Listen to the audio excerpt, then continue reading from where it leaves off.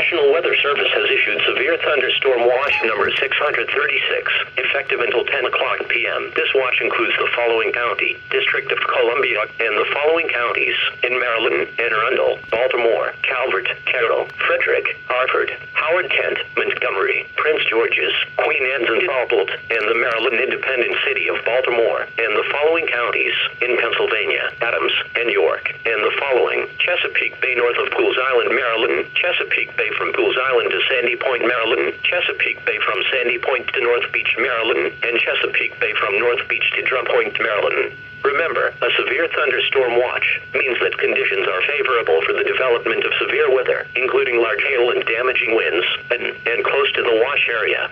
While severe weather may not be imminent, persons should remain alert for rapidly changing weather conditions and listen to later statements and possible warnings. Stay tuned to NOAA Weather Radio, commercial radio and television outlets, or internet sources for the latest severe weather information.